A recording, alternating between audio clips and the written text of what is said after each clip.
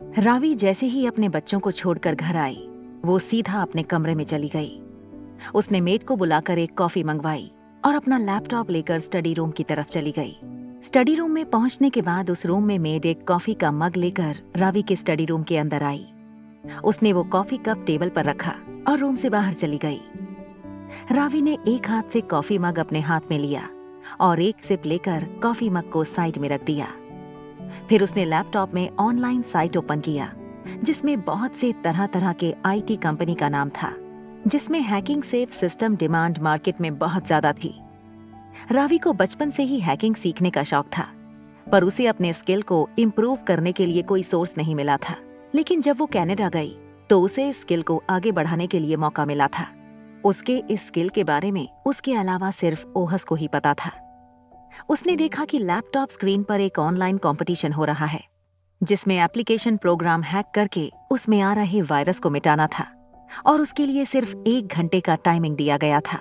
रावी ने उस साइट पर अपनी एक फेक आईडी बनाई और उस कंपटीशन में पार्टिसिपेट किया। उस कंपटीशन में जीतने वाले को 5 लाख का इनाम मिलने वाला था। रावी ने स्क्रीन पर ध्यान दिया और जैसे ही कंपटीशन स्टार्ट हुआ, रावी की उंगलियां उस कीबोर्ड पर तेजी से चलने लगी। उसकी कोडिंग स्किल कुछ अलग थी, पर जितनी भी थी बहुत फास्ट थी। रावी ने कुछ मिनट में ही अपना काम खत्म कर दिया। ऑनलाइन आए जितने कॉम्पिटिटर थे वो अपने कंप्यूटर स्क्रीन बोर्ड पर आंखें फाड़े हुए रावी की आईडी को देखने लगे, और जो वहां पर पुराने प्रोफेशनल हैकर थे वो लोग हक्के बक्के रह गए कि इतने कम वक्त में रावी ने एप्लीकेशन प्रोग्राम में से वायरस कैसे हटा दिया। बहुत सारे हैकर रावी की आईडी को हैक करके ढूंढने की कोशिश करने लगे कि आखिर ये जो कोई नया हैकर है जिसने थोड़े वक्त में ही वायरस को हटा दिया, क्या ये एक लड़की है या लड़का।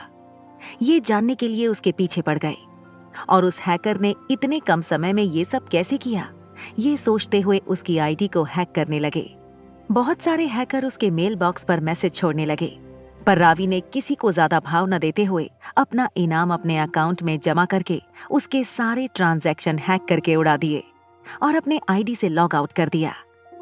उसके लॉग आउट करते ही कोई भी उसकी आईडी को हैक करके उस तक पहुंच नहीं पाया, क्योंकि उसने अपने पीछे कोई भी सबूत नहीं छोड़ा था।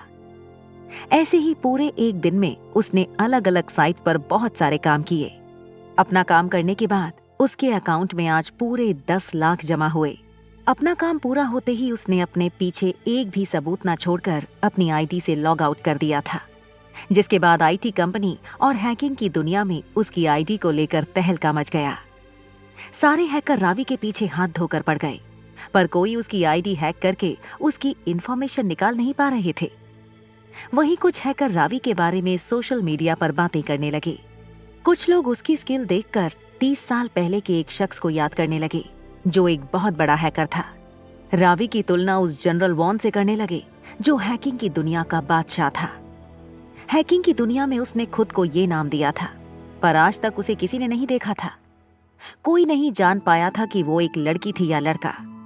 उसने भी एक दिन में हैकिंग की दुनिया में धूम मचा दी थी, पर कुछ सालों बाद हैकिंग की दुनिया में से उसका नाम मिट गया। आज तक कोई नहीं जान पाया कि वो कहां पर गुम हो गया, पर फिर भी बहुत से हैकर उसे अपना आइडल मानते थे। यहाँ तक कि नेहिर भी जनरल वॉन को अपना आइडल मानता था। बहुत सारे टीनेजर जो हैकर की दुनिया से ताल्लुक रखते थे, उन तक भी रावी की आईडी को लेकर चर्चा होने लगी। दूसरी तरफ शाम के वक्त मालवी ने ना चाहते हुए भी धानिश का मंगाया हुआ डिजाइनर ड्रेस, जो कि एक नीले कलर का लॉन्ग गाउन था, जिसके पैरों के बीचों बीच एक कट लगा हुआ था और उसका गला डीप था, उसे पहन लिया, जिसे पहनने के बाद वो बहुत ज्यादा सेक्सी और हॉट दिख रही थी। इस ड्रेस में उसकी गोरी स्किन कमाल की लग रही थी। मालवी रेडी होकर धानिश के कैबिन में आई। धानिश, जो अपने लैपटॉप पर काम कर रहा था, हाई हील्स की आवाज सुनकर उसने अपनी नजरें उठाकर देखा तो सामने उसे मालवी का खूबसूरत चेहरा दिखाई दिया। उसे देखकर धानिश अपनी पलकें झपकाना भूल गया। उसकी उंगलियां लैपटॉप पर ही रुक गईं। धानिश बहुत प्यार से उसके चेहरे को निहारे जा रहा था। मालवी की फिगर इस ड्रेस में सेक्सी दिखाई दे रही थी, जिसे देखकर धानिश भी उसकी तरफ अट्रैक्ट हो रहा था। तभी टेबल पर रखा हुआ उसका फोन रिंग होने लगा। फोन की रिंगटोन सुनकर धानिश अपने होश में आया। धानिश फोन उठाकर बात करने लगा। बात खत्म करके वो अपनी जगह से खड़ा होकर अपने कोट को हाथ में लेकर मालवी का हाथ पकड़कर उसे कैबिन से बाहर ले जाने लगा। मालवी का तो उस एनिवर्सरी पार्टी में जाने का बिल्कुल मन नहीं था, इसलिए वो गुस्से से धानिश का हाथ झटक कर आगे जाने लगी। उसका इस तरह से हाथ झटकना धानिश को गुस्सा दिला रहा था। उसने आगे जाकर मालवी का हाथ मजबूती से कसकर पकड़ा और उसे गुस्से से घूरने लगा। मिस्टर अग्निहोत्री, अभी हम ऑफिस की बिल्डिंग में हैं, इसलिए बेहतर होगा ऑफिस का कोई स्टाफ हमें इस तरह हाथ पकड़कर चलते हुए ना देख ले, तो मेरा हाथ छोड़ दीजिए। मालवी ने अपने हाथों को धानिश के हाथों से छुड़ाते हुए कहा। धानिश उसे कोई जवाब न देते हुए उसके हाथों को वैसे ही पकड़े हुए पर्सनल लिफ्ट से निकलकर धानी कॉर्पोरेशन के बाहर ले जाने लगा। धानिश ने कॉल करके ड्राइवर को बुलाया। कार आते ही धानिश ने आंखों से मालवी को अंदर बैठने का इशारा किया। मालवी ने गुस्से से उसे देखा और कार के अंदर जाकर बैठ गई। उसके बाद धानिश भी कार के अंदर बैठ गया। ड्राइवर ने गाड़ी स्टार्ट कर दी। वहीं कार के अंदर का माहौल शांत था। मालवी धानिश को न देखते हुए विंडो से बाहर देख रही थी। वहीं धानिश की नजर मालवी पर ही थी। मालवी का उसके साथ बात न करना उसे कहीं ना कहीं खल रहा था। फिर भी उसने कुछ नहीं कहा और एकटक उसे ही देख रहा था। थोड़ी देर में उसकी कार एक 5 स्टार होटल के सामने रुकी। धानिश कार से बाहर निकला। मालवी अपनी ड्रेस को सही करते हुए कार में से उतरी। उसका गाउन हाई हील्स में फंसने की वजह से मालवी के पैर लड़खड़ा गए। वो गिरने वाली थी कि धानिश के मजबूत हाथों ने उसे संभाल लिया। दोनों के चेहरे आपस में करीब आ गए, जिस वजह से दोनों एक दूसरे की आंखों में कुछ देर के लिए खो गए। मालवी के दोनों हाथ इस वक्त धानिश के सीने पर थे। वहीं धानिश के दोनों हाथ मालवी की कमर को थामे हुए थे। धानिश की नजर मालवी के कोमल मुलायम होठों पर जा रही थी। उसका मन कर रहा था कि वो इसी वक्त मालवी के होठों पर अपने होठ रख उसे किस कर ले। मालवी ने धानिश की आंखों का पीछा किया, जो उसके होठों की तरफ देखे जा रहा था। उसे ऐसे देखने से मालवी आसपास देखकर थोड़ी अनकंफर्टेबल हो गई। वो झट से खड़ी होकर यहाँ वहां देखने लगी। धानिश भी अपने कपड़े को सही करते हुए उसकी तरफ देखने लगा, तो मालवी उससे अपनी नजरें चुराने लगी। दोनों होटल के अंदर चले गए, जहां पर एनिवर्सरी पार्टी रखी गई थी। मालवी और धानिश जैसे ही अंदर गए, सभी लोगों की नजरें मालवी पर टिक गईं। पार्टी में आए हुए लोग मालवी की खूबसूरती को निहारे जा रहे थे। धानिश ने जैसे ही सारे लोगों की नजरों को देखा, जो उसकी वाइफ की तरफ देख रहे थे, जिसे देखकर वो अंदर ही अंदर जल रहा था। उसे अब खुद पर पछतावा हो रहा था कि आखिर उसने मालवी को ऐसी ड्रेस क्यों पहनाई और उसे यहाँ पर लेकर क्यों आया। धानिश को जरा भी पसंद नहीं था कि कोई मालवी को एक नजर भी उठाकर देखे या उसके करीब आने की कोशिश भी करे। उसने एक नजर गुस्से से लोगों को देखा और मालवी की कमर को अपनी तरफ खींच लिया।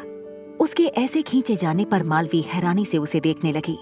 फिर वो बोली, अपना हाथ हटाओ, सारे लोग हमारी तरफ ही देख रहे हैं। धानिश बोला, तो देखने दो, आई डोंट केयर, क्योंकि तुम मेरी बीवी हो, इसलिए मुझे कोई फर्क नहीं पड़ता। उन्हें जो सोचना है सोचने दो। मालवी बोली, पर फिलहाल के लिए मैं तुम्हारी बीवी नहीं, तुम्हारी असिस्टेंट बनकर आई हूं, तो तुम इस बात का थोड़ा ख्याल रखो और अपने हाथ हटाओ। धानिश ने गुस्से से उसके चेहरे को घूरा और मजबूती से उसकी कमर पर हाथ डालकर अपनी तरफ खींचने लगा। चुपचाप ऐसे ही खड़ी रहो और खबरदार तुमने मेरा हाथ हटाने की कोशिश की तो। धानिश उसके कान के पास जाकर धीमे पर वार्निंग देने के लहजे में उससे बोला। मालवी गुस्से से उसे घूरने लगी। धानिश उसका गुस्सा देख अंदर ही अंदर खुश होने लगा, क्योंकि गुस्से की वजह से उसका खूबसूरत चेहरा और भी ज्यादा अट्रैक्टिव दिखाई दे रहा था। मिस्टर शेख, जो अपने गेस्ट से बात कर रहे थे, तभी उनकी नजर धानिश पर गई, तो वो अपने गेस्ट को छोड़कर धानिश के पास आने लगे। फिर उनके पास आकर बोले, mister Agnihotri, thank you for coming. मुझे आपको यहाँ देखकर बहुत अच्छा लगा। हमारे लिए इतना वक्त निकालने के लिए मैं आपका दिल से शुक्रिया अदा करता हूँ। धानिश ने कहा, आपने इतने प्यार से रिक्वेस्ट की थी तो मैं मना भी नहीं कर पाया, और वैसे भी आप हमारे अच्छे क्लाइंट हो, तो भला आपकी बात में कैसे टाल सकता था, इसलिए यहाँ पर आ गया। वैसे आपकी वाइफ मिसेस शेख कहाँ है? तभी वहां पर एक औरत मेहंदी कलर की डिजाइनर साड़ी, हाथों पैरों में महंगी ज्वेलरी पहनकर मिस्टर शेख की तरफ आने लगी। उसे देखकर मिस्टर शेख धानिश से बोले, mister Agnihotri, meet my wife Mrs Sheikh. Danish उन दोनों को एनिवर्सरी की बधाई देने लगा। मालवी ने भी उन्हें प्यार से विश किया। मिसेस शेख ने मालवी के खूबसूरत चेहरे को देखा और उन्हें एक नजर में ही मालवी अपने बेटे के लिए पसंद आ गई। वो मुस्कुराते हुए उसे देखकर पूछने लगी, तुम्हारा नाम क्या है बेटा? क्या तुम्हारा कोई बॉयफ्रेंड वगैरह है या फिर तुम सिंगल हो? वो क्या है ना, तुम मुझे अपने बेटे के लिए बहुत पसंद आ गई हो, इसलिए मैंने तुमसे ऐसा सवाल पूछ लिया। मिसेस शेख बिना ब्रेक लगाए बस बोलती जा रही थी। मालवी उनके सवाल सुनकर शॉक्ड होकर उसे देखने लगी। उसे समझ नहीं आ रहा था कि मिसेस शेख बिना उसे जाने उससे इस तरह से सवाल कैसे कर सकती हैं। वहीं दानिश उनका सवाल सुनकर गुस्से में लाल हो गया। उसकी हाथों की मुट्ठियां आपस में कस गईं। मालवी अपना जवाब दे पाती, इससे पहले ही दानिश बोला, Mrs Sheikh, she is my wife Mrs Malvi Danish Agnihotri. Danish ने ऊंची आवाज में गुस्से में कहा, तो उसका जवाब सुन मिस्टर शेख उसे हैरानी से देखने लगे, क्योंकि उन्हें लगा था कि वो उसकी पर्सनल असिस्टेंट है और इससे ज्यादा कुछ भी नहीं। पर उन्हें आज ही पता चला कि उसकी पर्सनल असिस्टेंट उसकी वाइफ भी है। वो दानिश को नाराज करने की हिम्मत नहीं कर सकते थे, इसलिए उन्होंने अपनी गलती की माफी मांगते हुए कहा, mister and Mrs Agnihotri, I am very sorry. हम लोगों को पता नहीं था कि मिसेस मालवी आपकी वाइफ हैं। I am extremely sorry. मैं अपनी वाइफ की तरफ से आपसे माफी मांगता हूं। उसे माफी मांगता देख मालवी दोनों की तरफ देखकर बोली, इट्स ओके मिस्टर शेख, आपको माफी मांगने की कोई जरूरत नहीं है। उन्होंने थोड़े ही ना जानबूझकर मुझसे ऐसा सवाल पूछा था, इसमें उनकी भी कोई गलती नहीं है। आपको और आपकी वाइफ को ये पता थोड़ी ना था कि मैं मिसेस अग्निहोत्री हूँ, इसलिए आपको माफी मांगने की कोई जरूरत नहीं है। वहीं दानिश अभी भी अपनी जलती निगाहों से मिसेस शेख को गुस्से से घूर रहा था। मिस्टर